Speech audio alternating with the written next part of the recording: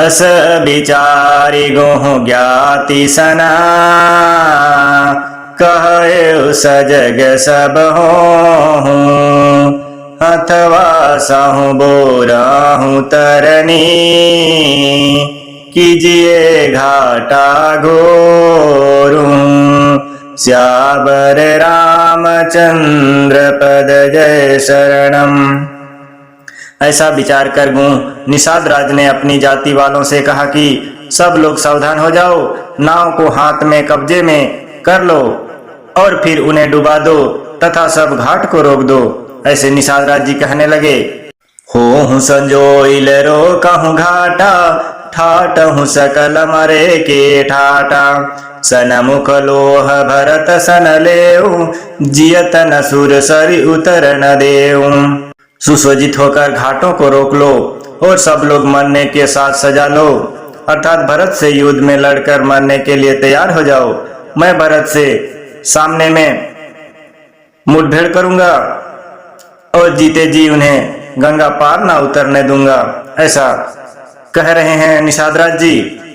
Summer मरनु पुनि सुर सरि तीरा राम काजु छन भंगु शरीरा भरत भाई निपुमय जननी चू बड़े भाग आसि पाए नीचू।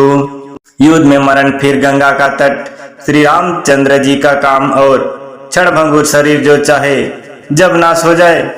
भरत जी श्री रामचंद्र जी के भाई और राजा उनके हाथ से मरना और मैं नीच सेवक बड़े भाग्य से ऐसी मृत्यु मिलती है। ऐसे निषाद राज जी कह रहे हैं, स्वामी काज करी हूँ रन यारी जस धौलियो भुवन दस चारी तजहु प्राण रघुनाथ निहोरे दोहु हाथ मुद मोदक मोरे। मैं स्वामी के काम के लिए रण में लड़ाई करूंगा और 14 लोगों को अपने यश से उज्जवल कर दूंगा। श्री रघुनाथ जी के लिए निमित्त प्राण त्याग दूंगा।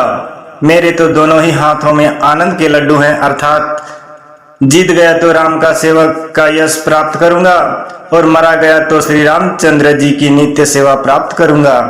ऐसा निषाद राज जी कह रहे हैं।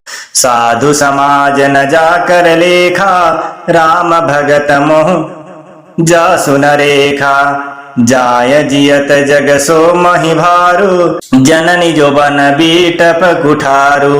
साधुओं के समाज में जिसकी गिनती नहीं और श्री रामचंद्र जी के भक्तों में जिसका स्थान नहीं, वह जगत में पृथ्वी का भार होकर व्यर्थ ही जीता है। वह माता के यौवन रूपी वृक्ष के काटने के लिए कुल्हाड़ी मात्र है। ऐसा कह रहे हैं निषाद राज जी। तो मित्रों, इसी बीच एक दोहा आया है, तब तक के लिए वीडियो को लाइक कर दीजिए। चैनल में पहली बार आए हैं तो सब्सक्राइब कर लीजिए। विगत विषाद निषाद पति सबहि बढ़ायु छाहू सुमरि राम मांगे तुरत तरक सधनुष सनाहू श्यावर रामचंद्र पद जय शरणम। इस प्रकार श्री रामचंद्र जी के लिए प्राण संपन्न का निश्चय करके निषाद राज विषाद से रहित हो गया और सबका उत्साह बढ़ा तथा श्री रामचंद्र जी का स्मरण करके उसने तुरंत ही तस्कर धनुष और कवच मांगा। तो मित्रों, आज की कथा यहीं पर समाप्त करते हैं। मिलते हैं अगले कथा की ओर। तब तक के लिए हमें आज्ञा दीजिए। जय श्री राम।